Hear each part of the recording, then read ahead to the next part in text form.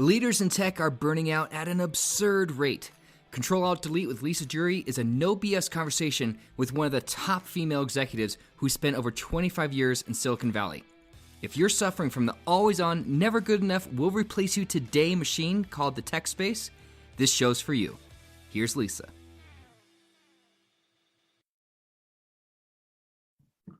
Hey, everybody, Lisa Duerre, Ctrl+Alt+Delete, and do I have an amazing guest for us today? I have to tell you, when I got the opportunity to say yes to having our guest on, I was so excited because here's the deal. Whether you're a founder or it's your first job in tech, anywhere in between, our guest today has been in your shoes, has actually lived the experience, and is going to talk to us today about life in tech and what it means to have a full life, not just being the most amazing programmer, coder, salesperson, founder, like to be a fully integrated person in work and in life. And I'm so happy you're here today, Karan Gupta. Thank you for joining us.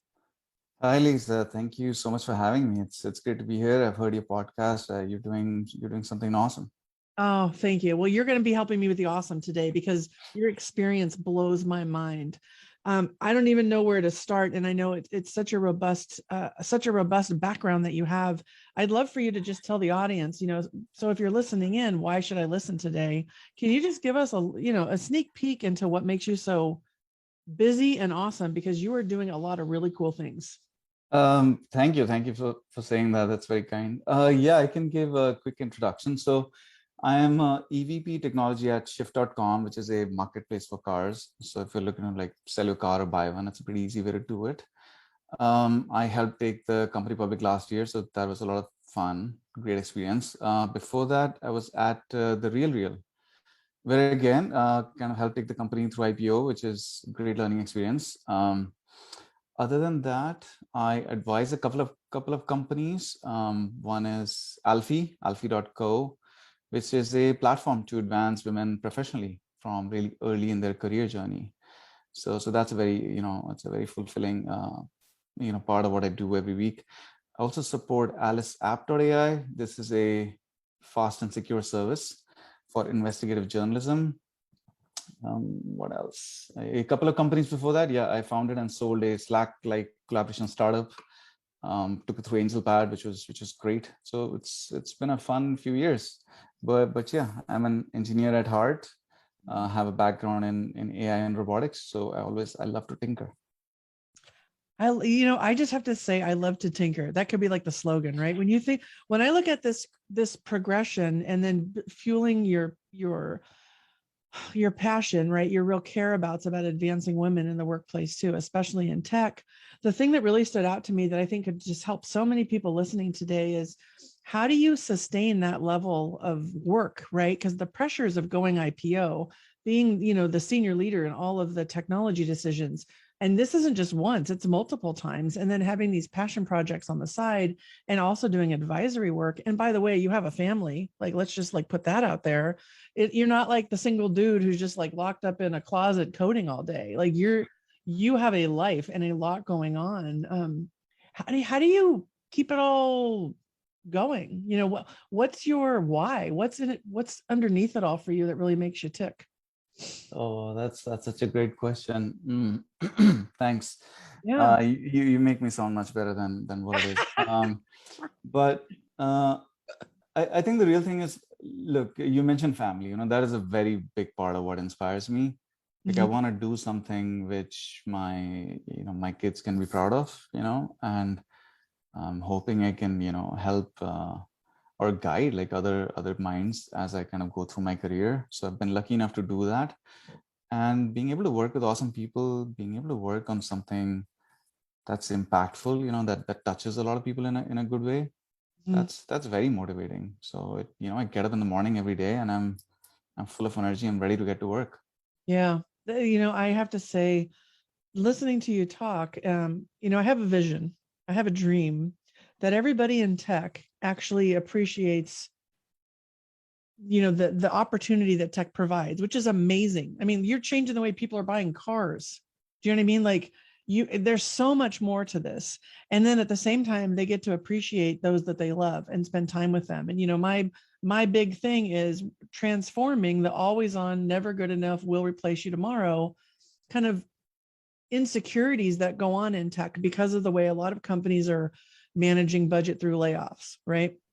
And I get that there's a lot to this. And because you've been a founder and you've taken companies public, I'm just curious, what's the secret sauce to a culture where people feel safe to be human? In other words, bring their best at work, but also it's okay to like have a family and care about them and spend time with them too.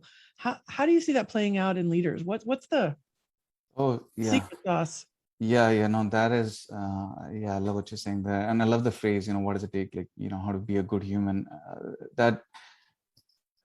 Honestly, that I think that sums it up. So I think as a leader, we have to recognize, right? Like that other people also have lives, people that work in this company, they have other stuff going on, right? And I remember reading this somewhere, like, that everybody has their own like personal storm going on that you have no idea about. Mm-hmm.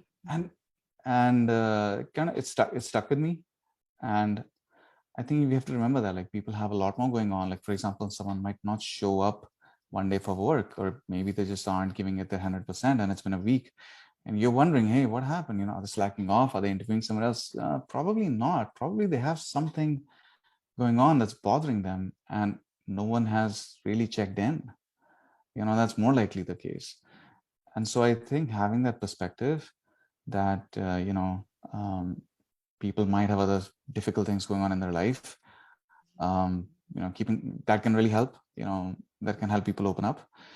But also the other thing I want to point out is maybe leading a little bit by example. Like, for example, I don't really lock my door when I'm in meetings, which means my kids walk in, or sometimes they'll just suddenly slam the door open because they want to get something. Yeah. And I'm in a meeting with like 10 other people, and I'm okay with that, because we're all in this situation for the first time. And I think if you set the example that this is okay, then hopefully other people find it okay too. And they can be less stressed about it. I totally agree with you. I think setting the example makes it safe for other people. There, if you're emailing at midnight, everyone else is going to be checking their emails at midnight. Like, so maybe you set it to be going out at 6 a.m. I don't know, but if you don't take vacation, you're telling everyone else to take vacation, they're not going to. You're not walking, they're not going to walk. Like, the leader sets the tone. I just love what you said so much, because I wholeheartely know that in my soul that that's where it starts, right? And so here I am talking to you, having been a founder, having taken companies public, having worked your way up, right? And knowing that you've managed really large teams through very turbulent times, right? And I just really appreciate when somebody can say, yeah, you got to walk the talk, right? Because not everybody does. And there's a lot of opportunity in tech to change that for people, especially now with the kids walking in, right? You making that okay. Man, there's a lot of women in tech that still don't feel like it's okay to have the kid interrupt, and a lot of women are leaving tech right now because they're not able to really just sustain the tremendous pressure that's been going on in the world, on top of, having a very demanding career in tech. And I know that this is something you care deeply about. What advice would you give to our listeners to make an environment where you don't lose this amazing talent, which are the women in your workforce, and create a more flexible environment for them to be able to thrive? What's your take on that, or what ideas do you have? Yeah, sorry, you've just given me an opportunity, so I have to take it. So if you are not happy where you are and you're a woman and you're looking for someplace nice to work, come join us. Oh, I love it. Yes. Yeah, Mic drop. we're doing some awesome things. So just come join us at Shift, okay? It's a nice, great place for all kinds of people. All right. Love it. But yeah, it's going back to what I said, like I think things are improving in tech, but there's still so much more that needs to be done. I think there's been improvement when it comes to, say, maternity leaves and even paternity leaves, but I think there's still like a lot more to be done. And some of it needs to be done like, by the government, some of it just needs to be done and become a standard within companies, right? So in terms of retaining people, especially women, I think the first thing is, honestly, and this is something that we actually did. The first thing is make it comfortable for women to apply. Now, this is, I don't want to sound too general because I'm sure this does not apply to everybody, but this is something that actually someone pointed out to me when we were writing our job descriptions, is that if you're going to write that we want, strong experience in this language, that's sort of a consideration for you to apply. Some people might just self-select themselves out, Yeah. whereas some people might not, right? And, not to sound sexist here, but generally demographics show that, males are more likely to not care about such a restriction and still apply for the job, even though it doesn't exactly meet the requirements. Yeah. And what got pointed out to me was that women or, people with a different orientation, they might just self-select themselves out, just for whatever reason they might have. And so we deliberately went and cleaned up all of our JDs to make them, softer and not so limiting. And so now our hope is that, okay, I hope people now feel that, they can apply even if they loosely match these requirements, right? And then we do our best to try to find, essentially like start at the pipeline level, which is we try to work with this really great company out there, the Mom Project. I don't know if you've heard of those guys, but like, very much. So yeah, exactly. People complain about the pipeline. So I'm like, you have to go find a solution. So that's one solution. And there are other companies like that, where you can find really specific talent if you go look for it. So it starts there, make sure people are in the interview cycle. So if you do all of that, already from the beginning, women will feel like, you know what? Yeah, these guys actually care. They made it easier for me to get in.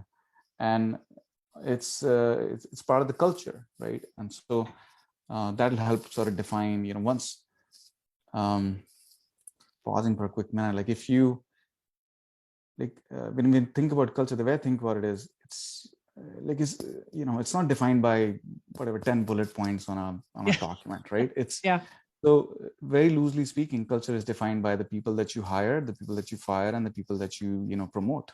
And so if you make it easier for people from different backgrounds to come and join your company, then you're going to have a great diverse company. Those people are going to come and help build up that culture. They're going to hire similarly, have different perspectives in building their teams. So I really appreciate what you're saying. And I really want to double click on something you said that's so good. I haven't heard many leaders talk about really looking at the job descriptions through that lens. And there is a lot of research that justifies what you did, which is we're going to change the language to make sure that people aren't self-selecting out. It's freaking fab, that alone. Then you said working with the Mom Project, which I'm a huge fan of.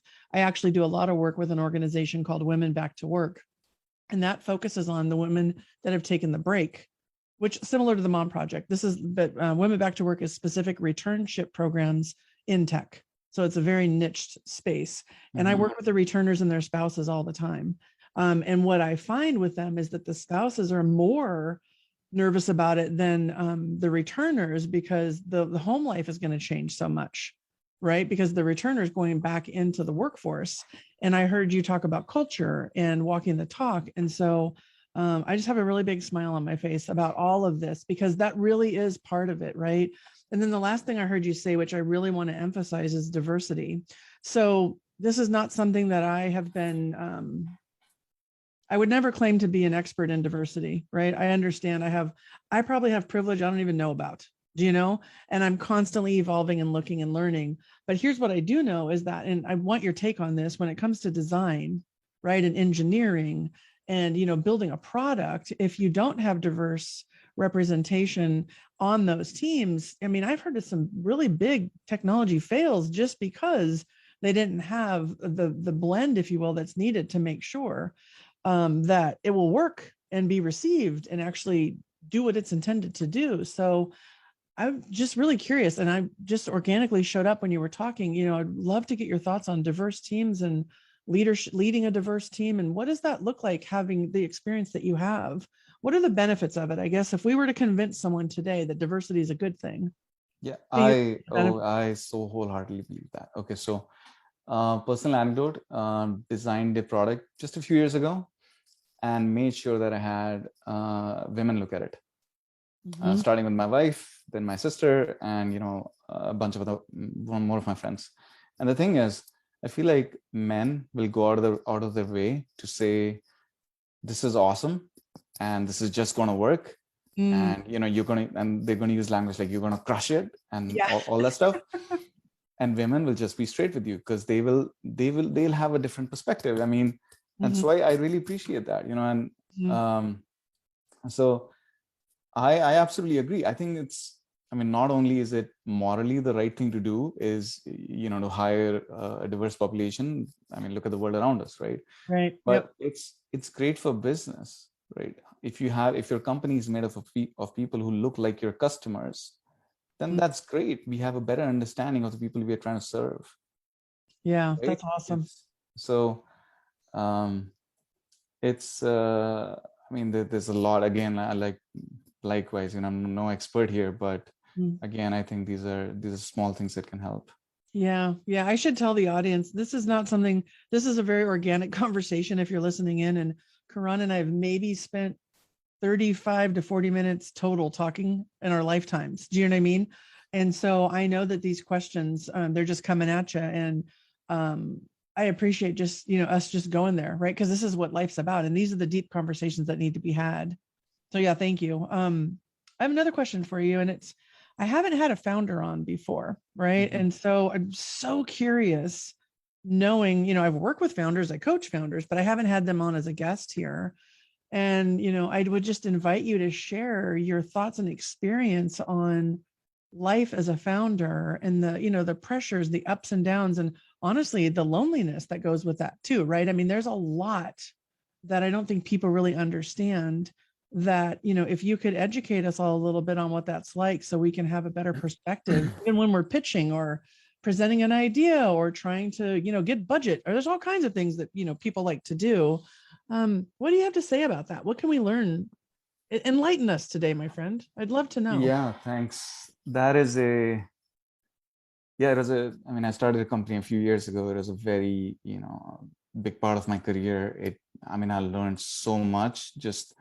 I learned a lot about myself, about like what I'm capable of. And I learned a lot about the world, about how to work with people, how to inspire, how to learn from what other people are doing, how to ask for help. There's so much that goes on, right?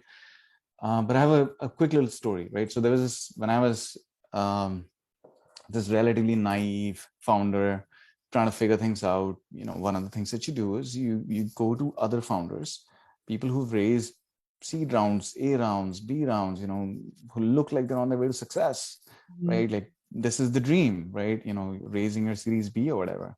And you go to them for advice, and they give you really frank advice.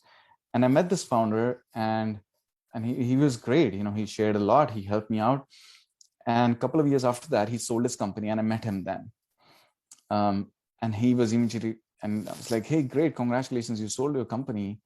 I was like, oh man, I'm so glad that's over.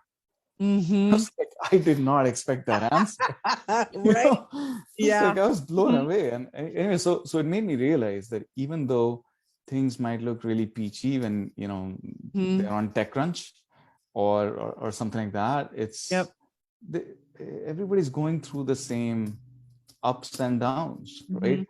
Every founder, like it's just the level has changed, right? Like, so if you think about Donkey Kong, I don't know if you remember that game. Oh my gosh. You go level by level, right? Donkey Kong, and so the thing is, as you're raising your rounds, as you're growing your company, your level changes, but you still have to keep fighting the next boss level.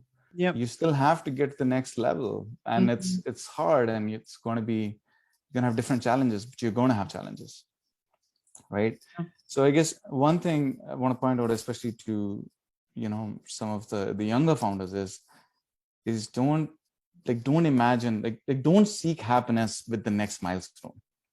That's just so good. It's not, that's not how it works, right? It's seek happiness at the next milestone. That's what you said, right? Yes. Yeah, that's a writer downer. That's a writer downer. Yes. Yeah, like the next milestone is just the next milestone. Yep. And so you got to seek happiness in the journey rather than, I'll be happy when I hit a series A, or I'll be happy when I hit a series B, or I'll be happy when I hit whatever, 20 million valuation or 100 million valuation. mean, essentially, you're putting your life on hold through all of these years to get validation from some other metric, from some press or from some investors or something. Like it's a vanity metric basically, right? Mhm. Oh my So gosh. so Totally. and every founder is going through this, and Yep. yeah, I wish people figure out a way to keep things in perspective. But and I know it's easier to talk than do it because when you're in it, you're in the Yeah, zone. yeah, You yeah. don't. But yeah. Well, oh my gosh. I don't normally like lose words. I have so much I want to say to just support what you're saying because, yeah, first of all, whether you're a founder or you're still in elementary school, everybody has these goals that are based on external societal expectations, right? What your parents think, what your spouse thinks, what the world says. And I have never seen an easier way to get stuck in your own way when I'll be happy when is a thought. I'll be happy when. I mean, fundamentally, the thing that when I work with my clients, what we talk about is how do you want to feel? It's what I asked you before we went live, right? Mm-hmm. So, how do you want to feel is a real good indicator to align the goals you're setting. Because then you say, oh, is this goal I'm setting going to make me feel this way? Will I feel this way on the journey? Because it's not just that. My dad used to always say, oh, here we go, Dad. It's not the destination, it's the journey. And I said, what you do to your parents, right? But fundamentally, knowing how you want to feel and calibrating that against the goals you're setting. I want to feel accomplished. Well, you can IPO, but there's other ways to feel accomplished too, right? Because the pressure that comes with some of these decisions that people put themselves in, it's tremendous, and it gets very romanticized. That's the word I'm going to use, right? Yeah, To your point. Yeah, I was on a panel, a couple of years ago. I was the only non-founder on the panel, if you will. Like there was a unicorn, we had all these like different series, we had investors and all this, and all of them said what you're saying in their own way, but I haven't heard it just so succinctly as what you just said. And then, my own personal story on this journey with what you're talking about that I just kind of want to meet you with and see what your reaction is to this. So when I left corporate and I formed our consulting firm, there was an opportunity to buy a boutique consulting firm. And I immediately went, well, I'm older, it's already established, I'm gonna just go buy it, build or buy, right? And time is of the essence, so I'm gonna go buy it. And it was a pretty hefty price tag, and I had to go raise funds, right? I went through the angel funding round. I pitched it to everybody all over the place, and I did get some investors. And I realized I just got a serious like master's degree in funding, right? And pitching, and it changed everything. So through that whole process, I then realized I want to do it my way, right? So that's like, I guess like that the inside of the founder, right? And I didn't want to have the debt, and I didn't want to work for the investors. I didn't want to. I was like, no. I got enough pressure. I'm going to go try my little thing over here. And we've grown and we've done great, but I going into it didn't think about, oh, I'm going to be indebted to all of these people. I just thought they'll believe in me. I'll get the money. It's all good. Hell no, that is not how it works. Yeah, I'm with you exactly. I mean, investors play an important part, but yeah, you are accountable to them. Right? Absolutely. Yeah. It was a whole like, whoa, talk about taking on risk. Yeah, raising money means taking on fiduciary responsibility, and sometimes you'll get great investors which will help you like just grow your company and be awesome partners in this whole journey, and sometimes you won't. Yeah. And there are those kinds too, so you have to be very, very picky. Yeah, I had to get really clear, like, I'll be happy when I get the investors. And I was like, wait, that's not going to make me happy. So how do I want to feel? I wanted freedom and like freedom of choice. And I wanted to be with my daughter and not be all in all the time to someone else. So we scaled back, and now we're growing. But yeah, I had to figure out how. I'm so glad I had that awareness, because I can't even imagine what life would be like. So that sounds great. Sounds like a very thoughtful decision. In the moment, I didn't feel thoughtful. I thought, how stupid am I? Don't we always question? I'm just being honest. Like, what did I just do? Giving money back to investors, that's fun too, right? I changed my mind. Here you go. Yeah. The whole thing. Yeah. Yeah, been there, done that. Yeah, it's strange. Yeah. Yeah. Well, we're kind of talking about stress too, and like self-awareness. So how do you manage your stress? Like, let's share some tips to folks on what works for you. Maybe they'll get some ideas from you. Yeah, that's a good question. So there were a few years where I had no idea how to manage stress. In fact, I didn't even realize I was stressed. But Yeah. man, it was crazy stressful, right? Mhm. And it's when I got out of it, that's when I realized, oh wow, the world is somehow clear again. Mhm. Anyways, I kind of learned a few things from that. So what I do now is like I think a big part of just not having stress in your life or just generally being happier, honestly, is putting your health as a very high priority on the list of things you need to do every day. Sounds cliched, everyone talks about this, but I'm genuinely saying, like, the days that I don't work out, I just feel down. So I think it's good. It's biological. It releases hormones. It makes you feel good. It helps you make good decisions. So it's good. It's good for your work. It's good for your life. So people should make it a priority. So I do that, and I do a bunch of other things too. Like you mentioned. I have a family, so I like to spend time with my family, with my friends, and even I mean, even though we have COVID now, I'm really looking forward to this happy hour that's coming up with my colleagues. And Right. Yeah. I think it'll be great to see people in person after such a long time. And so it's the little things. You got to take these little breaks, disconnect from technology, get away from your computer, get away from your phone, and go do something else. Yeah. I think that can kind of put things in perspective and yeah, give you Mm. yeah, and easy. Turn off your notifications. Yeah. Right. Yeah. We were joking. Anyone listening, we were joking. We put our phones in airplane mode and we're like, when's the last time we had to go in airplane mode? Right. Even that kind of notification blocking. Yeah. I want to ask you, Karan, you said something that I think would really help people if I could double click on it with you. So you said, I didn't even know I was stressed. And then all of a sudden I stopped and the world was clear. Could you just, for people, I don't think people walk around going, I'm burnt out. I know I didn't. I was in it and I could not see the forest from the trees. And, I had to have a health issue to like wake me up. Right. Could you describe what it was like before you had that experience of, oh, the world is clearer? What was it when you were in it that you couldn't recognize? And maybe we can help other people recognize it sooner than we did. Yeah, so I'm referring to maybe like a couple of times in my life, like, I mean, in my recent life, at least. Just one was obviously when I was building my company. The other was, when I was going through this IPO process with my, with the previous company. Things can get really stressful. I mean, these seem like really big milestones and hard things that you have to hit. And especially when you're building your own company, you're responsible for so many people, right? So when you're in it'll be simple things. It's like, maybe it's something like, what, this email is important. I'm going to spend the next, whatever, 30 minutes on it, or this deck is important.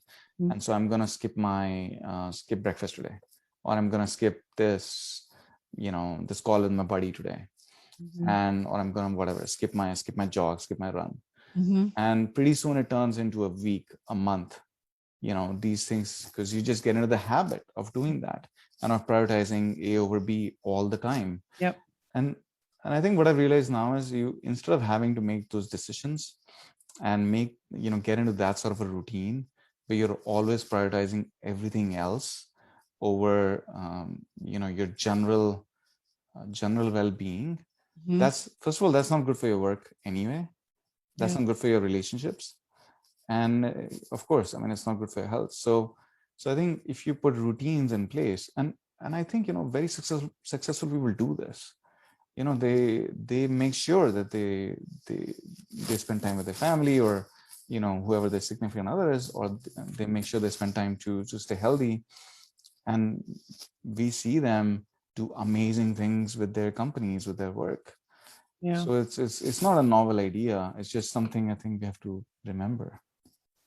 When I'm listening to you talk, and I really appreciate how you described it, because that was me too. It was, I'll just eat at my desk, or I don't need to eat, or, you start to like deprioritize the basics for yourself, and then keep thinking, well, there's just not enough time. I got to get it all done. I'll just work late. I don't need sleep.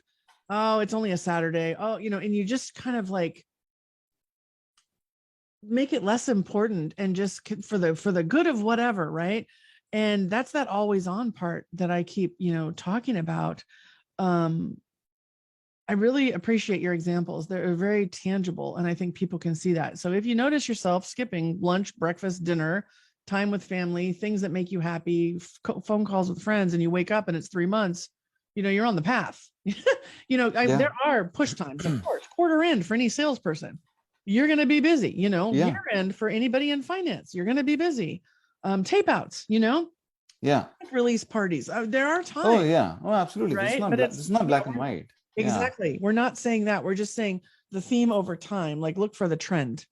Yeah. Right. Just Yeah. exactly. And actually, you mentioned something really interesting there. So I think one of the things that's really important for business is having time to be thoughtful, Oh, right? 100%. And if you're sitting in front of your email all day or your Slack or Mhm. I mean, today people are in endless Zoom meetings. Yep. It's our brains just don't work that way. Like it's biologically not possible to be thoughtful when you're trying to juggle like 4 things at the same time.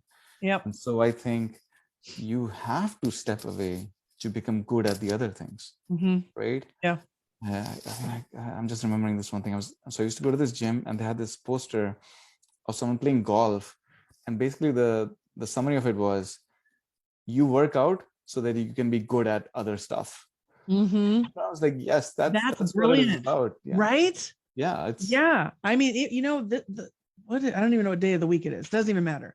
At least 3 times this week, I was working with different leaders, and I always do a calendar assessment with them. I take a look at where they spend their time, and then we talk about the return of their time and, their investment of their time. I can always find people at least 2 hours a week. Easy. Right. And then I'll say, okay, that's time you're going to block now. And that's thinking time. That's white. I'll call it white space. Well, no, I can just get more done now. I'm like, no. This is this is like, we are not the Industrial Revolution. We are a knowledge worker based world. Your brain has to file things and resort. And I said, the ideas you get usually, aren't they in the shower when you're sleeping at night or when you're working out? This is when people get ideas. Yeah. And Yeah. We fight it. The society's like, must be busy all the time. And I'm like, being still is actually being busy for your creativity and your innovation. And you don't have time to not make time. Yeah. Exactly. So let's talk about like how to put some of this in practice, right? So I'll give a quick example. I love it. Yeah. So for example, when we do our some of the processes that I've set in place, like across different teams, that I've worked with, is especially for engineers. So the way I think about code is, it's basically 2 hours of just thinking, and then maybe 30 minutes of actually writing the code. Okay. You have to think about what you are going to get done, what's the outcome that you want. But it's very unlikely that people are going to stop and just think for 2 hours, because that's just not how we work. Like you'll get occupied into something else. But what we've tried to do is push really back, push hard on meetings, which is have as few meetings as possible. And simply saying that doesn't work. So one of the things that I've done with my teams is actually put in place, hey, we're going to have these meetings, and we're going to use these meetings for this, for this, and every team now go do it. Right. And so what that means, it gives everybody a framework. And of course, like you said, it's not black and white. There are, people have their variations, but I feel like you kind of got to put some systems in place, which creates a forcing function, like creates these windows of time where that it's your time. Yeah. And the best leaders I know are the ones that actually put the systems in place. I had someone on our podcast a while back, and all she does is help people design their meetings. Right. No, that's great. Fabulous. Yeah. Shout out to Elise at Lucid Meetings. Straight up amazing what they do. And what she was just talking about has really to do with the process and operations of it, and everybody being on the same page, because that's where the freedom comes. It's funny because people are like, oh, we're constrained. It's like, you're really not. It's like raising kids, the same thing. You put the boundaries on, and then the freedom's within the boundaries. So yes, stand-ups, check-in, war rooms, all these have a purpose, and they all, came about from something, but I really would love to spend a little bit more time in the mind of an engineer, because I think you have that, right? And it's not something I have. I support engineers all day with the work that I do. But if you when you think about when is an engineer at their best, knowing just how engineers are wired, I love this idea of structure, and especially if you're leading the team. So if you're leading a team of engineers, what other tips do you have for the leaders listening to really optimize for performance and also innovation when it comes to breaking some of this like ingrained normalcy we have on back to back and go, go, go? Yeah, that is such a great question, and thanks for asking. It's so relevant. I think so. So let's talk about how I've seen it done not well, right? Yeah, let's do not well. Then we'll go to the other side. Not well, right? I've seen sometimes leaders, and they can be engineering leaders, or they can be product leaders. So like product managers, for example. Yep. Be very specific about what they want, right? And like be really specific about, hey, my team of 3, 4 engineers, 2 engineers, go make this. And here is the spec, here's the requirement, and done, right? And then they go away.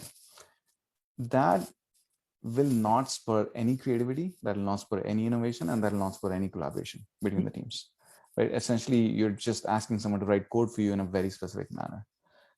And that is not what engineers do. That is not how I define engineers. Engineers go and find solutions, right? And there can be many different solutions to any given problem.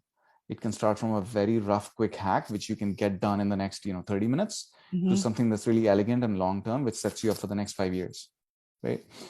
And so the way I've seen it done really well is when engineers, who are people who are actually coding, are given the breadth of space to think and to be creative, and about the solutions that they bring to the table. So which means people who are working on the business side of things kind of bring them in early to understand the problem, but then they don't keep them in meetings all the time. They kind of structure it in such a way so that they can be free to think about the different possible approaches to tackling that problem. And I've seen people do that now with either piece together something with a bunch of stuff that's available online. I mean, there's an app for everything right now. Right. Yeah. Yep. Or yeah, like actually go and write a lot of difficult, complex code, but which is fantastic for the company. But you got to give people that freedom. Okay, so I have a loaded question with what you're just saying, and I know you trust me, so I'm just going to go there. Well, I hope you trust me. We'll see go there. Yeah. I firmly believe, this is just this is my thesis, my hypothesis, if you will. Many, many, many times companies promote these brilliant engineers into people leadership positions simply because they're really smart at what they do, not because they have the people skills, right? So many times I see the people skills, sometimes called soft skills, but insight into how people work, not really being prioritized. And yet this amazing engineer who is, PhD, amazing, brilliant, awesome, but doesn't know how to inspire, motivate, or lead teams, gets this opportunity. And then I watch the morale drop. And then it goes back to what you were talking about, like, do this specific thing my way.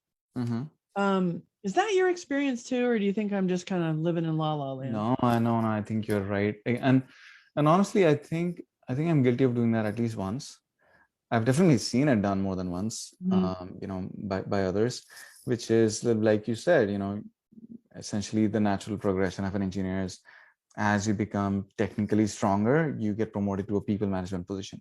But I think that's wrong, right? People should become people managers if they want to become people managers, if they think that's the right career path for them. And of course, if they're actually, going to be good at it. Right. So there's that little part, if they're going to be good at it, right? I know. Right? Yeah. So one of the ways that several companies solve it, including what we do, is have different tracks, which is have seniority tracks for technical and for people who want to be technical or people who want to go into management. The thing is, if you promote someone to be a manager and they're not ready to be a manager, it's almost impossible for them to go back to being an IC. It's pride gets in the way. Oh my gosh. Just, image gets in the way. Like no matter what you say, no matter how sincere you are, that no, this is great, like it's just not going to happen, which is not great for the company, which is definitely not great for that person. And thankfully, in the one instance where I made that mistake, we were able to fix it. But yeah, it's but that's why I think you asked a really good question, which is how do we make sure we promote only the people who want to be managers as managers. Yeah, I think, and I appreciate the dual career ladder and the different tracks. I think that it's definitely a start. I think that there's again, this is my soapbox, but I think there's just not enough emphasis placed on the competencies of people leadership when these decisions to promote into management happen. And I really feel like it sets a lot of people up to fail, not just the poor person who's trying to become a people leader, who thought it was one thing, no realistic job preview, right? All of a sudden, write performance reviews, manage performance, allocate stock, like, and they're like, what? This is not what I signed up for, right? And yet at the same time, I think the companies have an obligation I believe it's an ethical and moral obligation to support them to develop those skills if they show the aptitude and the desire. And somehow everybody's just so busy. It's like, no, you'll figure it out. Just go. And, it's job security for me. Don't get me wrong, but it's definitely something that I feel really strong about, that helping people to lead a human being requires different skills than to lead a technical project. Do you know? And so thank you for, my 10 minutes of soapbox on this, because I'm always trying to validate if I'm out of touch or if I'm missing something, because I do know the failure rates when you bring a VP in from the outside, 40% failure rate without onboarding and support, without a doubt, right? Yeah. It's a whole thing. So, I don't know that I have a question. No, Lisa, I want to double click on that though. I think, when you're talking about leadership, right, I think people should remember, like, leadership is not necessarily management. Right. They're two totally different things, right? So, which means you can be a leader without having to be a people manager. Mm-hmm. Right. And so, and we do that, at least the teams that I've worked in, we try to encourage that. And the way I think about this is, the job of a leader is to create more leaders. Like, that basically defines you as being a good leader. Yeah. And it doesn't start, like, say, when you're a level 8 or a level 7, it starts, from very, very early in your career, right? So even if you are just a couple of years out of college, if you can now help the person who is, joining you straight out of college, and help them be a better, better at what they do, then you are showing signs of leadership. You're developing your own leadership skills, right? Yep. That doesn't necessarily mean you're going to be a great manager, because, like you said, management comes with all of this other stuff. Mm-hmm. Managing, literally, like working with HR and, managing stakeholders and all this stuff, which you might not enjoy, right? Yeah. So I think they're two totally different tracks, and you can totally be a great leader, an inspiring leader, without having to be in a management position. I love that so much. Amen. Like, I don't know, if I had a mic, I'd be like, mic drop. I can't drop this one because it's plugged in. Yes, there is a difference. Absolutely, there's a difference. I love this so much. Yeah.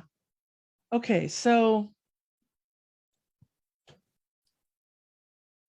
I really want to ask you a random question. A random question. And it has to do with, like, how you grew your own leadership skills, people leadership skills, if you will. I guess that's my question, honestly. Do you have a degree in business and people leadership? Did you read a couple of books? Did you go through some sort of program? How did you develop your, not only your skills, but your understanding of what it means to be a people leader? Yeah, that is such a good question. I think there's a few different ways, few different things played into this, right? I mean, I used to think that this is something you could just, get from books, or go get an MBA and you'll be a leader. I mean, you can certainly be in a management position after getting an MBA or, very specific degree, but it doesn't necessarily mean you'll be a good leader. I think part of being a good leader just comes from within. I think some people, I mean, because you can see 5-year-olds, 7-year-olds be great leaders on the playground, and they have definitely not read a management book, I hope. Right. Right. So I think some of it is just personality, right? Mhm. But then some of it does come from experience, right? Like, so for example, I got the chance to work with a VP of engineering early in my career, and he was amazing, just a very honorable person, led by example. And I some of that just thankfully rubbed off on me. And I try to use that. Then something else is, of course, like what doctors do, right? Like they keep learning throughout their career. Mhm. They're always learning, right? And so I think if you similarly, like, we have to hone our leadership skills, right? You have to read books, you have to learn from other people's successes and mistakes. Yep. Watch videos of people giving speeches about this, watch a bunch of tech talks. I mean, that's like very tactical advice, but I think It's I good think that's what advice. you have to do. There is Yeah. so much information available. Yeah. You can kind of pick and choose the stuff that sticks out to you. Yeah, it's interesting. I'm listening and I always filter what people say. I like segment it. And I heard something in there you didn't say, but I want to make sure if I heard it right. I think there's also a part about having a value, valuing people, you are wired a certain way. You can learn anything, of course, but also there's this a pull through of values. When you're talking about the VP of engineering that rubbed off on you, whatever it was he or she valued as the leader, when it rubbed off on you, it was in my mind, it's a match. And you went, that feels good. I want more of that. And I want to give that to others. And did I get that right? Yes, absolutely. So it's almost like also pay attention to managers and leaders you liked having on your side and others that you didn't, and and incorporating that too, right? And yeah, I firmly believe it's a lifelong journey. I don't think you ever stop learning how to be a better people leader. I mean, you can't. I mean, people have never in our lifetime managed an entire world of pandemic related work situation. Yeah. Right? You got to evolve. It has to happen. So Yeah, and also it's a changing field, right? If you remember, totally, yeah. like a few years ago, maybe a couple of decades ago, things used to be very autocratic. Mhm. But this aren't that way anymore. Like, Yeah. people have changed, attitudes have changed. People are educated in a slightly different way, so they expect different things from their jobs. Mhm. So I think that's why leadership styles also have to change. Yeah. Simply like I said, simply writing things on a board doesn't cut it anymore. Yeah. Command and control is going bye-bye. Yeah, exactly. In collaboration. Yeah. Karan, I could talk to you for hours. I'm so grateful for your time, especially through the lens that we've had today for the audience that we reach on this podcast. There's so much good you dropped here, from everything from stress management, how you built your own leadership, what it's like to be a founder, talking about balancing work life, supporting women in the workplace, working with all kinds of different diverse teams. It's just been awesome. I'm really grateful. And I definitely need to ask this question because I have a playlist and we are not leaving without our song question. Thanks so much for having me on. Honestly, this Oh is my gosh. very kind of you. You asked such awesome questions, and Oh, thank you. and yeah, you made me really think and be retrospective. So thanks a lot. Oh, good. Well, I can't wait to hear the comments on this one from others. But Okay. so we're building the playlist, and here's my question for you. This is the home run question. With everything that you have going on in your life and you're trying to, raise your energy, you're feeling funky, tired, not motivated, whatever, what's a song that you listen to that feeds your spirit? And you smiled, so I know it's in here, but what's your go-to song to just pick yourself up? Okay.